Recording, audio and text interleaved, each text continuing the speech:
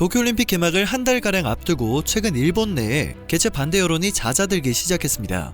21일 아사히 신문은 지난 19에서 20일 일본 유권자 1,469명을 대상으로 전화 여론조사를 진행한 결과 응답자의 34%가 올림픽을 올 여름에 개최해야 한다는 뜻을 밝혔다고 보도했습니다. 여전히 올림픽의 취소 및 재연기를 요구하는 목소리가 더 높지만 한 달 새에 찬성 응답이 20%나 증가한 것입니다. 지난주 NHK 방송 여론조사에서도 올림픽 개최를 중단해야 한다는 응답자 비율은 31%로 한 달 전보다 18% 줄었습니다. NHK 조사에서 올림픽 반대 여론은 한때 60%를 기록한 바 있습니다. 이러한 여론 변화와 G7 정상들의 지지에 힘입어 일본 정부는 올림픽 개최에 다시 탄력을 불어넣겠다며 올림픽 개회식 인원을 최다 2만 명까지 허용하겠다고 나섰습니다. 코로나를 한층 더 확산시킬 수 있다는 전문가들의 조언에도 스가 총리가 유관중 개최에 집착을 하고 있기 때문입니다. 개최 자체에 대한 반대 여론이 잦아든 것이지 관중을 들이는 문제는 일본 내에서도 반대 여론이 거센데요. 밀어붙였더니 진짜 되네 싶은 마음을 가지게 된 일본 정부와 대회조직위원회는 이미 2만 명 이상 상한을 검토 중입니다. 관중을 줄이기는커녕 오히려 늘리는 것을 검토하는 정부의 모습에 안전하고 안심할 수 있는 올림픽 개최가 가능하냐는 우려의 목소리가 나올 수밖에 없는 상황이었는데요. 이제는 그 우려의 목소리가 황당하다는 의견으로 바뀌고 있습니다. 도쿄올림픽 조직위원회가 언론에 선수촌 시설을 공개했는데 그 시설들이 일본인들마저도 할 말을 잃게 만든다는 것입니다. 특히나 화제가 되고 있는 것은 빌리지 플라자에 있는 금 장식 화장실입니다.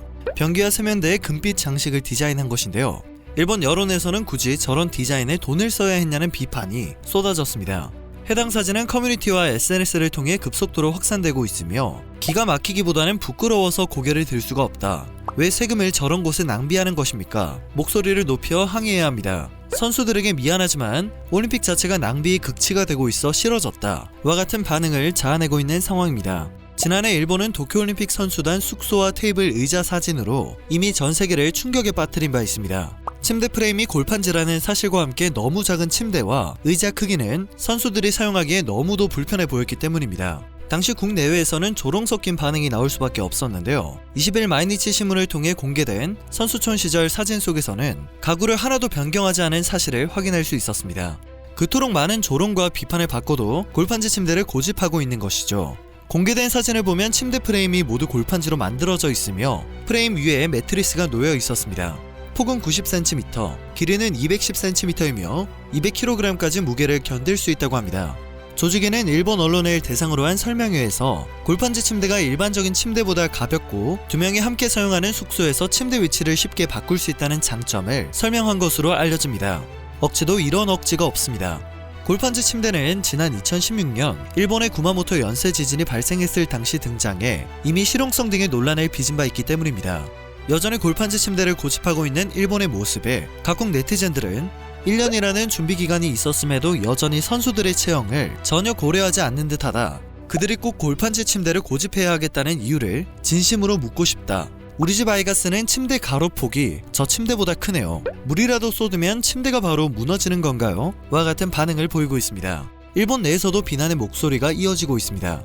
일본 네티즌들은 선수촌에서 생활하는 외국인 선수 중에 도망가는 사람이 몇몇 있겠다. 이케아 모델 하우스보다 구리다. 파이프 의자와 골판지 침대라니 거의 피난처 아니냐. 그토록 시간이 있었는데 형편없는 모습 때문에 국민들이 창피하지 않도록 해달라. 선수촌 화장실을 도금할 돈으로 선수들이 편안하게 지낼 수 있도록 골판지 침대를 손봤어야 한다와 같은 의견을 쏟아내고 있었습니다. 그러나 하시모토 세이코 전 일본 스피드스케이터 선수이자 일본 올림픽 조직위원회 위원장은 이번 선수촌은 내가 운동선수로 참여했던 이전 올림픽 선수촌 11곳보다 낫다며 자기가 한 일을 굉장히 자랑스럽게 평가하고 있습니다. 논란은 여기서 멈추지 않고 있습니다. 21일 도쿄올림픽 조직위원회가 대회 기간 선수촌에 콘돔을 나눠주지 않는 방향으로 가닥을 잡았기 때문입니다. 당초 조직위는 올림픽위원회가 이번에도 콘돔의 지속적인 배포를 요청했다면서 16만 개의 콘돔을 준비했다는 사실을 대대적으로 밝혔습니다. 자랑할 게 그렇게 없을까 싶은 소식이었는데요. 국제올림픽위원회가 도쿄올림픽에 앞서 선수와 코치진 등이 지켜야 할 규범집에서는 통상 행사나 경기 뒤에 열리던 파티 혹은 성관계를 포함한 신체 접촉이 금지된 것을 확인할 수 있었기 때문입니다.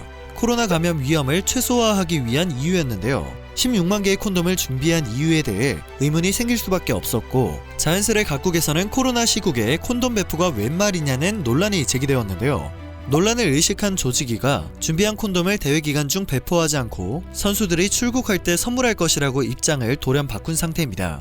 이와 관련해서도 각국 네티즌들은 다양한 의견을 내놓고 있는데요. 도쿄올림픽 조직위원회는 가장 큰 바보가 되기 위해 경쟁하고 있는 것이냐? 당연한 일을 가지고 엄청난 결단을 한 것처럼 이야기하고 있다. 알코올은 무제한으로 제공하지만 사회적 거리두기는 존중하라고 과연 가능한 일일까? 와 같은 의견을 찾아볼 수 있었습니다. 실제로 도쿄올림픽위원회는 코로나 감염 및 확산을 우려해 콘돔은 배포하지 않지만 선수촌에서 음주는 허용을 했습니다.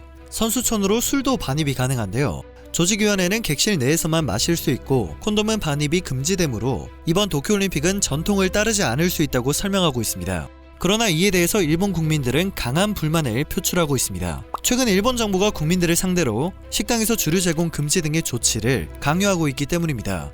그런데 선수촌 내에는 정해진 수량 내에서 주류 반입을 허용한다는 등의 조치가 발표되면서 반발의 목소리가 커지고 있는 것입니다. 이처럼 올림픽 개최까지 한 달여가량을 앞두고 있는 일본에서는 계속 잡음이 빚어지고 있습니다. 변이 바이러스 확산 관측도 문제입니다.